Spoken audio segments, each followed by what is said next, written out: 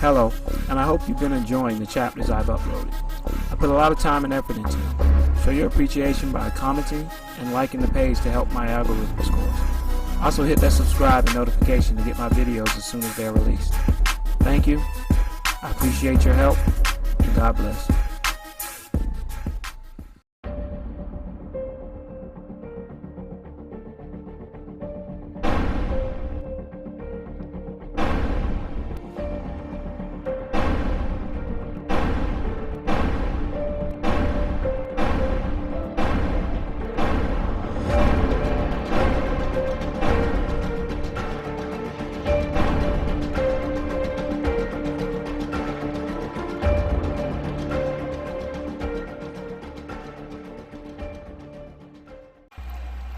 Chapter 14. When in Rome. Have you ever woken up in the morning and wondered if today would be one of those days? Your alarm clock wasn't set and you overslept. You missed the bus, got to school, and realized you left your backpack on the kitchen counter. It doesn't matter what happens throughout the rest of the day, you just have a sneaking suspicion that things were only going to get worse. Well, today was one of those days. I stood in a daze as Sean and Pete elevated on their pods to begin their undertaking. I wondered if it was all in my head. Everything seemed to go in slow motion from the moment I awoke. Pete was already sitting on the transport when I made my way down. He nodded to me as I entered. He wasted no motion. He seemed surprisingly relaxed, given the circumstances, and remained that way throughout the festivities. He saluted me as he elevated, standing on the platform. "What's in this Venus resort?" Joe replied, staring on in awe. "It's not a resort, Joe," Zek replied, shaking his head, trying to appear mature. "That's what the guy said," Joe responded, sticking out his tongue. "He didn't say it was a resort. He said that as a last resort they could forfeit and challenge for the relic. Man, you're stupid. It's a dimension prison where 2 prisoners have escaped. One has stolen the heaven bow," Zek replied crudely. "They've found the screws, and Pete and Sean have to go and bring them in. It's simple to get." "Shut up, Zek, you're wrong. It's not the heaven's bow," Joe replied in a mocking tone. "They said it's the bow of Cupid." Zek shook his head in an annoyed manner. "Bow of Cupid is the name the pagans came up with after it was stolen by the Nephilim Aphrodite or Venus. It's called the Heaven's Bow," Zek replied. "She gave it to her son Eros, or Cupid, when she was captured and imprisoned on Matara, or Venus as it was called in the old days after her imprisonment. Once he and his brother Aeneas were captured, the bow was taken into custody and kept on a security facility on Matara. They just broke out and recaptured it. That's where Pete and Sean are going now, to get it back." Joe crossed his arms immaturely, unable to respond. I grabbed my bag as Uriah and I headed into the room. It was a surprise when Pete asked me to be his advisor. I thought for sure he was going to pick Jacob, but he said he couldn't do it without hearing my voice. I was flattered and agreed immediately. I stared at the room, remembering the last time I was there and the pain and disappointment surrounding it. It seemed like it was my permanent luxury box. Uriah moved to the side and politely let me pass, allowing me to go in first. "Let's get this started," he replied, plopping down in the seat next to me. "How are you doing, Pete?" "Surprisingly nervous. Seriously, I'm fighting Cupid.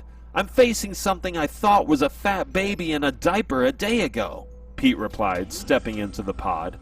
"By the way, did you get a look at Ms. Munoz? My gosh, who knew she could actually find a way to be more attractive? We're in heaven, and she still makes everyone else look average." I chuckled as he shot through the wormhole. "Where's Sean?" I asked, surveying the wormhole. "Right now, we have to assume he's already gotten a jump on us," Uriah replied. "From what I hear, he's as fast as Jacob. I seriously doubt it, but I have to assume he's at the very least extremely fast, which puts us at a disadvantage considering you're a power-anointed remnant. Getting there first will not be a likely option. Let's formulate a plan based on efficiency, not speed. Pete and I agreed as the boy squeezed his hand in an effort to shoot forward as fast as he could. It took a minute before Pete finally emerged on the other side of the portal.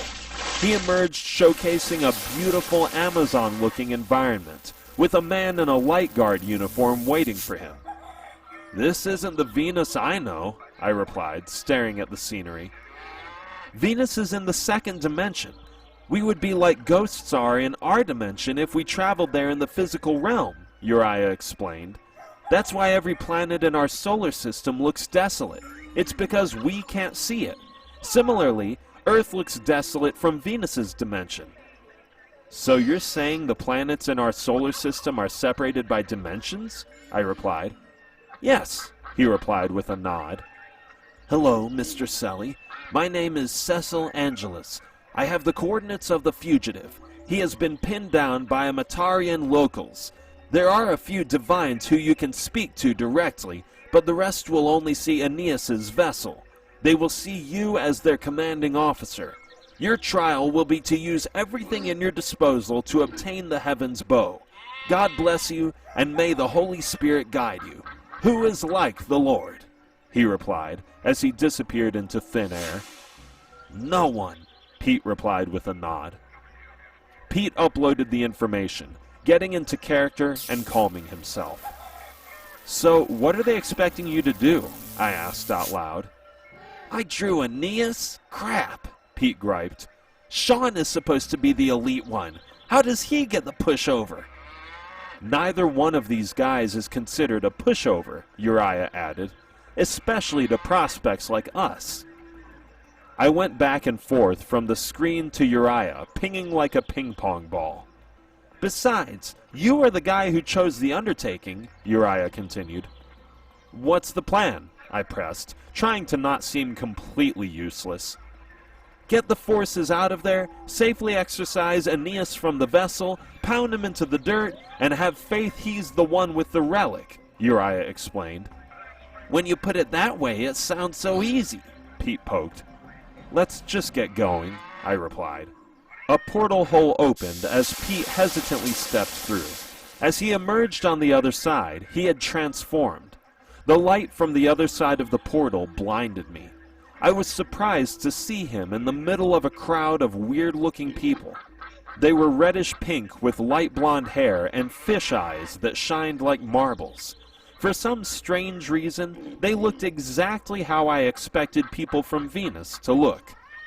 "Chief, the perp has 4 hostages and stated he's not going to release any of them until he can get to the Blux factory on the outskirts of the city," one of the sharply dressed police replied. Their uniforms were a royal red, but other than that they looked identical to ours. Pete was dressed more sophisticated than the others. The only thing that looked out of place was the blank expression he wore. He stood like a deer in headlights until Uriah prompted him to speak. "Pete, say something," he sparked. "What am I supposed to say?" he uttered via BAU. "Guys, get out of here because the guy in there is a possessed demon Nephilim from their uninhabitable version of Earth. Yeah, that'll go over." "That's why it's a trial. If it was easy, then everyone would do it," he continued. "Besides, you're a smart kid. Come on, Pete, you can think of something." The men surrounding him were starting to notice something was amiss. They stared at him, trying to figure out what caused his lapse and non-response to their initial question. "Chief, are you okay?" one asked, staring Pete in the eye. "Oh yeah, sure," Pete replied, trying to be transparent. The men stared at each other, confused, as Pete pretended to be surveying the layout. Yes, he replied in a scruffy voice not his own. "This place on the outskirts. Did anyone ever assume that is his aim? There is obviously... Pete stopped, as if to have stumbled across an actual idea while bloviating. "What is it?" I asked, catching on right away. "Nothing, it's just... I think I know where the bow is," he replied via BAU. "You think this outpost... You think that's why he wants to get there?" Uriah added. "Yeah, Why else would he want to get there so bad? Pete replied. I don't know, Uriah responded. He had to know that someone from the guard would be out here. There's no way he would make it that obvious, even if he thought he was talking to Venus Realm folk. I don't know. It seems too simple. It might be a trap. The men looked at Pete like he lost his mind. He pondered, staring off into nowhere, oblivious to his surroundings. But you never know. I mean, isn't this guy known as the brute force dumb one? Pete continued. He might be that thick. It's your call, but I just think it sounds a little fishy, Uriah added. I get it, Uriah. I'm not an idiot, but there are other things to consider besides the obvious. I've gone over both scenarios. I say we take this opportunity and assume that this guy is that dumb. Sometimes battles are won by assuming the opponent's weakness, Pete lashed back. Uriah shook his head unapprovingly. No, my granddad taught me to never trust intel from an enemy that is readily given, Uriah pressed. Well, my dad told me to always trust my gut, Pete fired, his voice slightly raising. Pete, Uriah's giving his advice. That's what you asked him to advise you. Remember, you're not competing with him, you're competing with Sean, okay? I replied, sensing hostility in the air. We're doing my plan, Pete replied, sending the instructions to us via BAU. The upload was like a photo being flashed, then a strange power-drunk déjà vu feeling. Once I understood what his plan was, I realized the flaws in it, but Pete was as stubborn as an ox when he had his mind set on something. It could be extremely annoying at times, but regardless of how I felt, it was his decision, and I couldn't articulate my position any better than Uriah had. It would be futile to try. It's your trial, Uriah uttered, so it's your decision. Pete turned to the cops and proceeded with his plan. The sniper team, head to this address. There is a magnetic field device in a warehouse. Take position on the northwest side of the building. Target the far window. The rest of the unit, get to the address and barrier it off. Infantry, head inside and find the device, he replied, sounding like an experienced vet. The men stared at him with blank expressions. Chief, what are you talking about? One of the men replied. What about the hostage situation? We don't know anything about this device, and why does it take precedence? Pete cut his eyes at the guy without saying a word, causing him to recoil. He replied, clearing his throat. Yes, sir. You heard him. Let's move out. The chief will meet us at the address. Let's go. It seemed like it took forever for the hundreds of men to hop in their cars and file out. As the last one disappeared, Pete stepped out of his vessel like he was stepping out of a pod. He placed his medallion around the blank-faced man's neck. A light emanated from the medallion, then disappeared along with the chief. After he was gone, Pete stood in front of the abandoned barn-like building defiantly. "Aeneas!" he screamed. Soon after he spoke, a man appeared in the window. My name is Peter Selly. I am here in conjunction with the Light Guard on the authorization of Warrant Omega 5123 to apprehend you and the Heaven's Bow. I challenge you to a lasham for ownership of this relic and your apprehension. Do you accept? Pete replied, without as much as a stutter. As he spoke, a light emanated from the eyes of the vessel. The light grew until it formed into a being standing next to him. Before I could assess the situation, the being appeared, standing just ahead of Pete. Pete didn't flinch as he replied. Do you accept, Aeneas? He shot. He had a feminine look to him. He had short-cut hair with bangs that hung over his eye like a punk rocker. His eyes were coated with red eyeliner that made him look like a girl. He had on a regular rebel uniform, aside from the sleeves being gone, revealing completely unimpressive bony arms. He leaned against a wood fence as Pete stood unflinching. The wind seemed to pick up as to be violently reacting to his presence. And just once more, who are you? he replied, propping himself up on the top plank of the fence. My name is Peter Sally.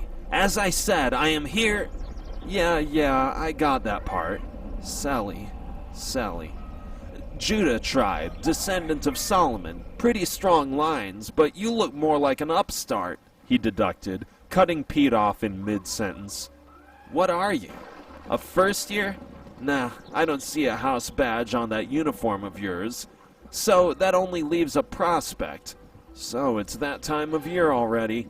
The trials, man, me and my brother have been locked up for a while. Do you accept? Pete replied, trying to look as confident as possible. He ignored Pete and continued to think out loud.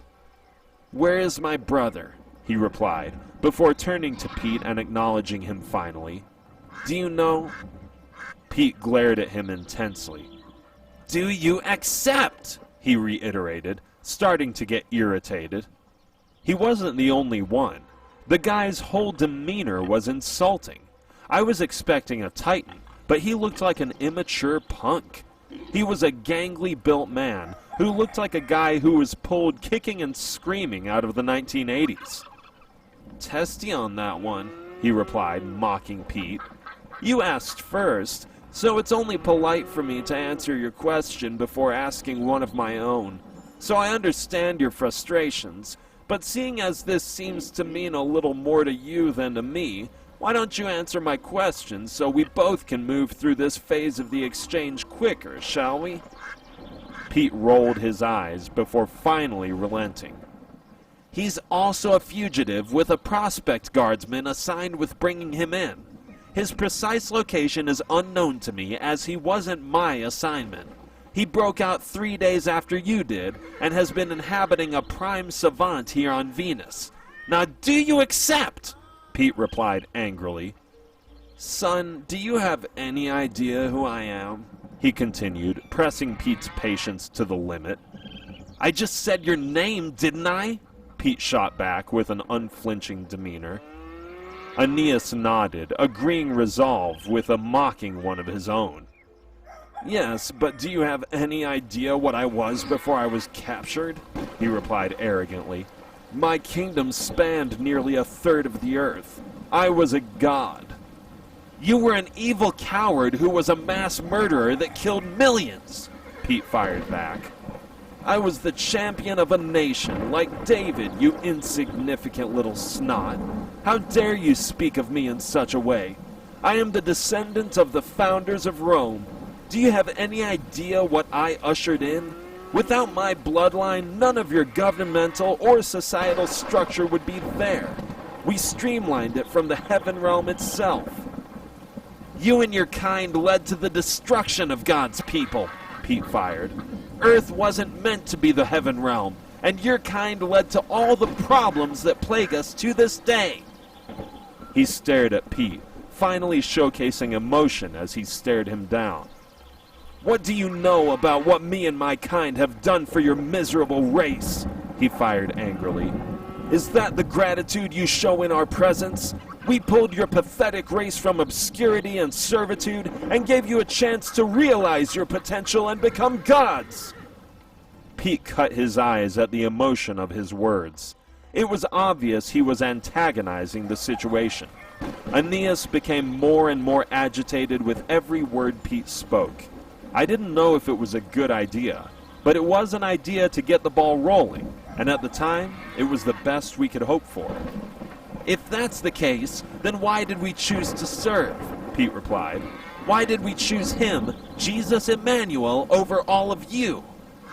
For the same reason why you're here challenging me, he replied angrily. Because you're too stupid to know better. I'll accept your challenge, child, and I'll show you why I am known as the first champion of Rome. Pete gave a mischievous smile. He looked like a puppet master. His plan had worked to perfection, but I was still weary of it. This guy looked like an easy win, but I could feel his power from inside Pete's biorhythm, and it was nothing to sneeze at. And, to be honest, outside of the Battle of New Angeles, I never witnessed Pete partake in an actual fight. I was so nervous I was unconsciously tapping my fingers on the dashboard. Uriah turned to me, noticing my anxiousness. I quickly stopped, non-verbally apologizing, raising my hands in a relenting fashion. So, you accept? Pete replied, verifying. Aeneas didn't reply. He just stared him in the eyes without a word. He hopped down off the fence he stood on. Could we just skip the formalities? I'm anxious to bounce your head off my boot, he replied. Boom! Pete narrowly dodged a straight-ahead attack. He wasn't overly fast or agile. Pete easily parried his blow, causing him to strike a nearby barn. Blunt! Boom! Boom! Pete quickly attacked as the two clashed blows. The force of the blows were like mini earthquakes. The force destroyed the terrain around them. Pete leaped backwards, dodging, before collapsing to one knee. I could feel his exhaustion, and it was baffling because the battle had lasted all of 3 seconds. Pete, what's going on? I replied, puzzled. It's this guy, he replied, panting. Boom! Pete dodged, rolling, trying to get distance, but he wasn't fast enough. He groaned as Aeneas punted him in the rear. Pum! Pum! Boom! Pete skipped across the terrain like a rock and slammed hard into the barn, crumbling it on contact. Strike! Aeneas mocked like a bowler. That'll teach you to watch your mouth when you're talking to a god, you little brat! Aeneas gingerly walked in Pete's direction, stalking him like prey. Pete fought to his feet, struggling to stand. His vision was blurry. Nothing made sense. Pete was able to keep up with Sam longer than I was. He had the stamina to endure such a meek exchange. "What's going on?" I asked frantically. I don't know, Uriah replied. Pete, why did you say it's this guy? Pete sputtered, then fell to his knee yet again. This guy, he's like a nuke, Pete replied. Whenever I get near him, something about him makes me sick and nauseous. Pete looked terrible. He could barely stand, and his BAU was like a pitchy radio broadcast. Peekaboo, sonny boy, I see you, Aeneas replied, lifting a piece of carnage and tossing it like a crumbled piece of paper. Well, without a warning, he vanished and reappeared, pressing Pete against a nearby wall with earth-shattering force. Isn't it funny how children have these ideological and fanciful beliefs in themselves? He mocked, holding the boy against the wall with little effort. It's one of the many things that separates a child from an adult. An adult doesn't make rash decisions based on impulse. They have the experience to understand consequences because they faced pitfalls, which demands the respect of caution. But you children... Boom! Oh! He pulled back and slammed Pete against the wall again. The momentum of the blow caused the boy to wince in pain. Pete's eyes grew, showcasing a look of pure pain. He could barely keep his eyes open, as Aeneas seemed to be sucking the life out of him as he continued to batter him. "We have to do..." Aeneas shook his head sorrowfully. No, we can't. "This is not our trial. It's his," he replied in a regretful tone. "Forget this stupid trial. Pete's not going to end up in some hospital or worse," I shot back angrily. "Tim, could you please give the guy a chance to fight his own battle?" Uriah replied, placing a hand on me to calm me. "Pete's a smart, resourceful kid. Give him a chance to prove it." I ignored his words. I stared at the screen as fear and doubt filled me. After Sai and Beth, my mind just didn't register the same anymore. It was slowly dawning on me. As exceptional and powerful as we were still kids thrust into adult situations. We weren't kids who trained for this for years. We weren't adults who lived a long enough life to gain that experience in a normal lifespan. We were just regular kids a month and a half ago, and now here we were, fighting some of the nastiest beasts in existence. The absurdity of it was finally sinking in. Pete choked, trying to speak as life slowly started to drain from his body. I couldn't take it anymore. I analyzed Luke's wormhole technique until I had it down, but no matter how hard I tried, I couldn't get it. I needed to get to Pete, and fast. "Screw this," I replied, grabbing the medallion around my neck. "This thing is a wormhole jumper, right?" Uriah shook his head disapprovingly. "Yes," he replied, relenting, lowering his head in frustration. I grabbed the medallion. I really didn't know how to use the thing to get to Pete, but I couldn't watch anymore. "Tim, wait," Uriah replied, stopping me. "No, I can't watch anymore," I shot back angrily. "I'm not watching another one of my friends end up in a hospital because of a decision I made." "Oh my gosh, look!" he replied, looking at the screen. Wham! Just as I was about to disappear, a light appeared, erupting like a firecracker, sending Pete and Aeneas in opposite directions. "Ugh!" Pete groaned, rolling over in heat. The explosion seemed to only negatively affect Aeneas. I let go of my medallion and leaned in to get a better look. What had happened? "Pete, are you okay?" Uriah replied. Pete nodded, scraping himself off the ground. "Yeah, but that guy, I can't fight him. His body emits some type of neural toxin. I'm useless when he's close to me," he replied. "I have to find a way to break down the subatomic makeup of his attack. I gotta keep my distance, or I'm done for." I looked at Uriah, puzzled by the chain of events. He gave me an unsure shrug before turning back to the monitor. "Pete, what happened?" I replied in suspense. "How did you get loose?" Pete banged his palm on the side of his temple in an attempt to clear the cobwebs. "I didn't," he replied, surprising us both. "I thought one of you guys intervened." "No, we didn't do anything," I replied. "He was holding you, then an explosion of lightning separated the two of you. You're telling me that wasn't you?" He surveyed the layout as if to be looking for someone else before responding. "No, I don't know what that was, but..."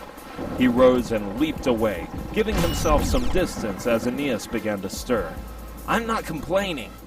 He reached into his pocket and pulled out his bag of capsule pills. He rummaged through the pouch before pulling out a shiny gold capsule with a red label that read, Dover. "This should even the odds a little," he replied, tossing the capsule on the ground.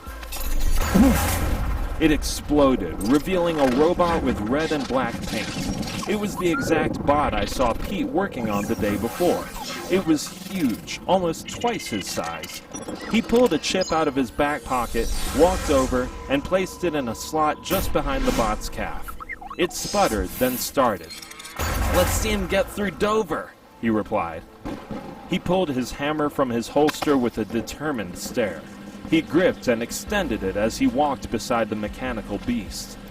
"Now, game on," Pete replied, getting ready. Aeneas shook his head like he was trying to wince through the pain. He grabbed his jaw and moved it back and forth. "So, there's a Dom here with you," he replied. "From the feel of it, a pretty powerful one." His words threw me. What was he talking about? Was Sean there? Or was he talking about Pete? Neither were Doms. It didn't make sense. "What are you talking about?" Pete replied, taking the words out of my mouth. "I'll show you what I'm talking about. The Dom is obviously trying to protect you. Therefore, if I smack you around a little while longer, they'll stick their nose out long enough for me to rip it off," he replied, pulling off his jacket and tossing it down angrily. I had no idea what he was talking about, but Aeneas's demeanor had become colder and more determined. But luckily, he also seemed less composed. Before, he was a little angry. Now he was livid, and I also sensed a bit of fear in his disposition. The power had him rattled, and he was afraid, but I couldn't understand why. Clearly, there was no one there. I stared into our team barrier room and everyone was accounted for. It obviously wasn't anyone we knew, and if the person was helping Pete, why would they wait until he'd taken so much punishment before intervening? Try it, Pete replied. Bam! Dover attacked high, but Aeneas blocked him on contact. The presence of the beast surprised him, as he fought the beast off using a wind buffer to keep it from ripping him apart. What is this, a subatomic beast? Aeneas groaned, moving his head from side to side, dodging the mechanical teeth of the bot.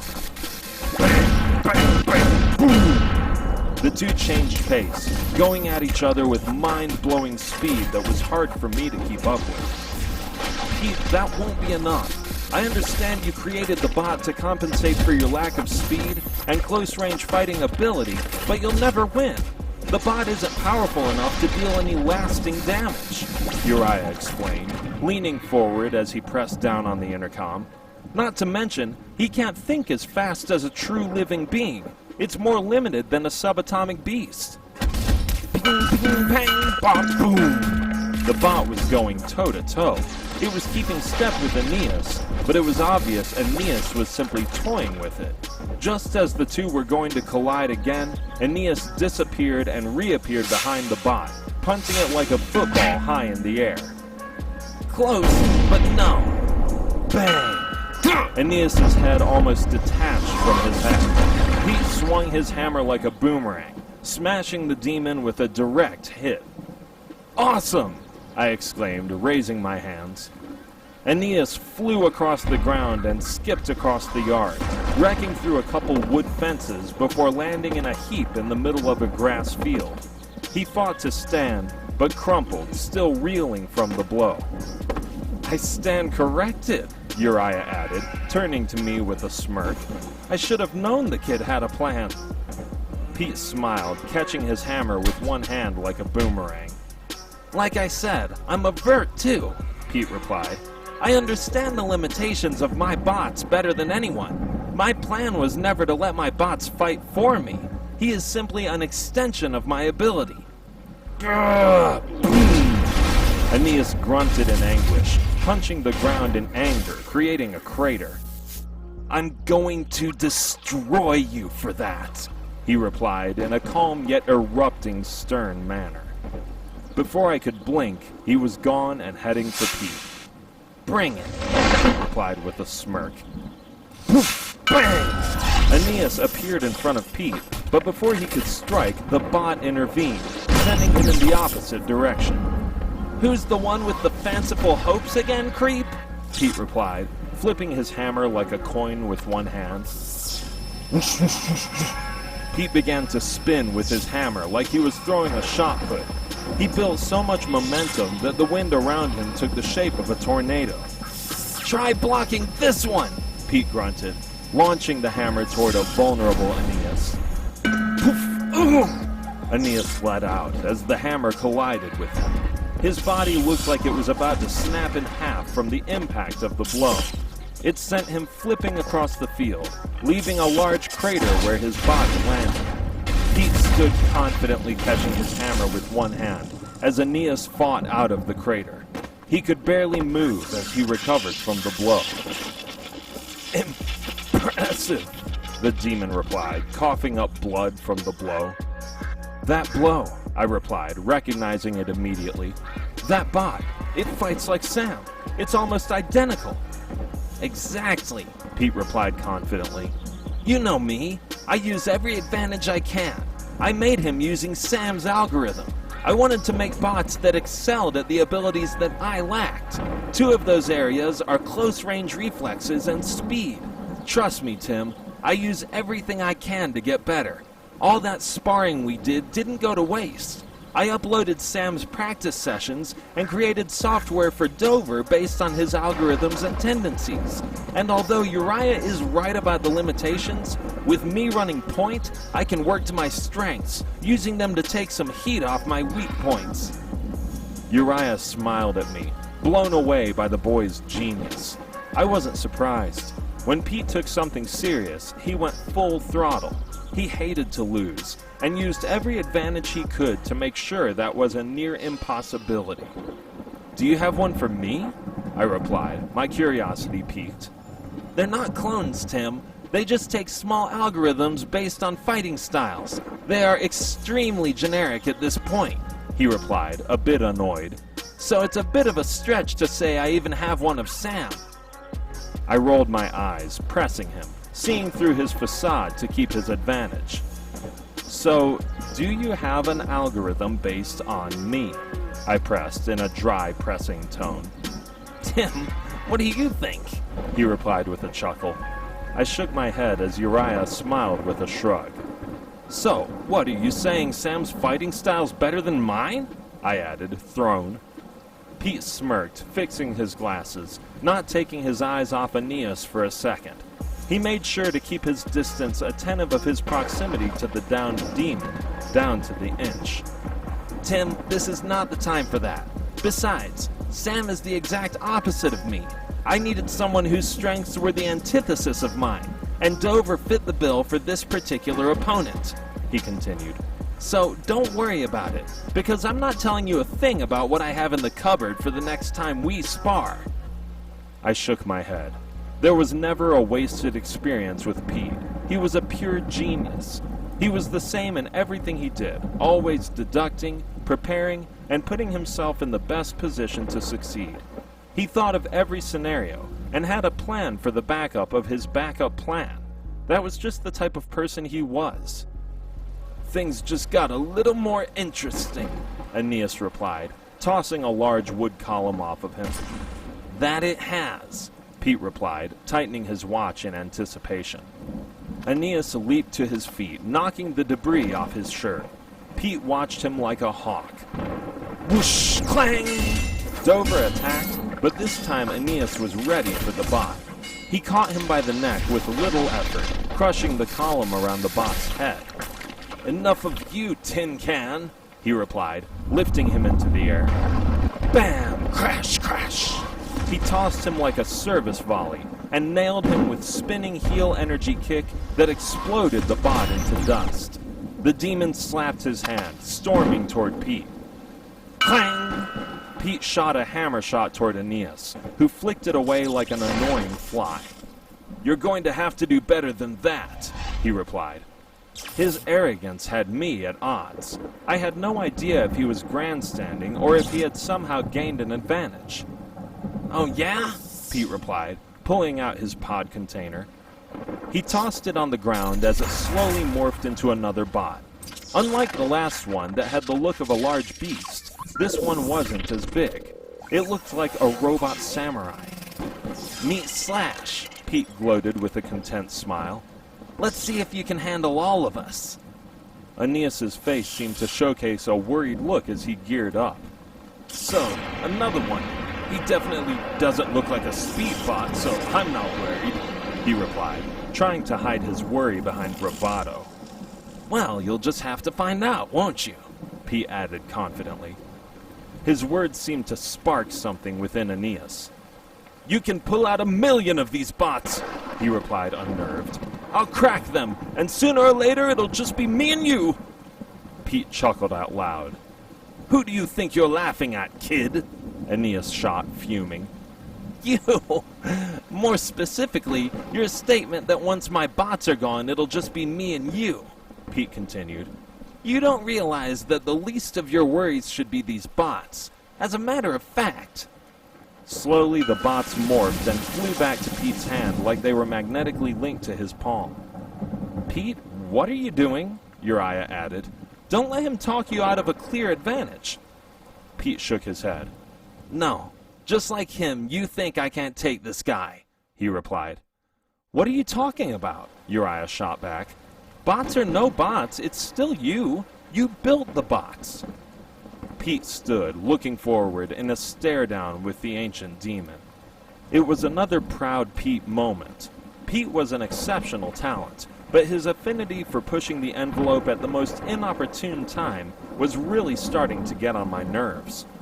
Pete, this isn't some stupid video game, I fired. This is important. You have the guy on the rope. Just finish it. Not to mention, you can't stand in his presence without getting nauseous. Did you forget that? No, he replied vaguely, like a stubborn 2-year-old. Uriah and I leaned back in frustration. His plan was working perfectly, and he was gambling it all for no reason other than foolish pride. He was my best friend, but I wanted to tear him apart. Pride was his weakness, and Aeneas unknowingly exploited with his challenge. "Pete, I'm begging you," I pleaded. "Just forget this and stick to the plan." "I trusted you," Pete replied. "Why can't you just trust me?" I shook my head at the terrible comparison. It wasn't remotely close. He was trusting me to perform at my best against impossible odds. He was asking me to trust a concentrated effort to handicap himself. "That's not the same thing, and you know it," Uriah replied before I could respond. "Kid, you said it yourself. He has an advantage. What are you trying to prove?" "Enough with the self-talk," Aeneas replied, cutting into our conversation. "I can't say I agree with the stupidity of this, but I'm not complaining. As a matter of fact, I'm ecstatic." Before Pete could blink, Aeneas had him around the neck. "Not this time," Pete replied. Aeneas retreated, flipping back, as Pete exploded in mass. He almost tripled in size. I couldn't believe my eyes. His body was like a sculpted professional wrestler. He looked unworldly. His hair grew and hung over his face like a punk rocker. I was trying to see his face, but he was bent over and it was too dark to see anything. "It took me a while to analyze it, but that toxin was a nerve relaxer. I'm a lawver. I control chemicals. It wasn't hard to break it down and find a cure. I just needed the time to do so," Pete replied. "Now you'll see what I can really do." The boys stared Pete down like he was an anomaly he was trying to figure out. It was obvious he was nervous. He stared Pete down, obviously trying to convince himself the boy's words were just a bluff. "It takes more than that, boy," Aeneas replied, leaping back into action. He landed a punch flush, then quickly followed them with accurate rabbit punches. He might as well have tickled Pete, as the oversized boy backhanded him like he was a fly, sending him rocketing across the field once again. "Impossible!" Aeneas let out, landing hard across the field. Aeneas flipped, gaining control over his momentum, sliding across the field. Before he could blink, Pete used a time flash, closing the distance between the two. He let out a black fog that shot out of his mouth like a blowtorch. "Now you're mine," he shouted, disappearing into the fog. Thump! Thump! We could hear Pete bounding from spot to spot, inching closer as Aeneas wandered around aimlessly, struggling to gain distance. "Where are you?" Aeneas replied. Pow! Pete nearly took his face off with a punch that sent him flying into a nearby wall. "I'm not done yet," Pete let out, quickly following up. Pow! Pow! Pete landed another punch, then a square kick that landed flush on Aeneas' chin as he flew high in the air. Pete leaped high in the air, meeting the demon at the height of his ascent and smashed him toward the surface. "Don't ever underestimate me," he let out, hovering high in the air. I once again turned to Uriah, who stared at the screen, blown away by Pete's ability. I would like to say I wasn't surprised, but I was. We sparred, and I never saw this version of Pete. His reflexes were off the charts. His strikes were more vicious and precise, and adding the fog, Aeneas was a sitting duck. "I'm going to tear you limb from limb," Pete warned, shooting toward him. Thump, thump, thump. Pete bounded from spot to spot, once again hiding in the fog. Aeneas leaped high above the fog in an attempt to even the odds. "Going somewhere?" Pete poked. Smash! He almost broke Aeneas in half with the blow. Wah! He winced, gasping in pain. Aeneas landed hard on the ground below, grimacing as he fought to his feet. Pete landed feet away from him. Aeneas crawled crab-style on his butt in an attempt to get away. Thud! He grimaced as he bumped into Pete. He had used his time and space technique to travel across the field. Well played, Aeneas replied, staring back at the boy with pure horror, yet still unable to look past the genius of the boy's plan. It's me. Of course it is, Pete shot confidently, standing over the demon.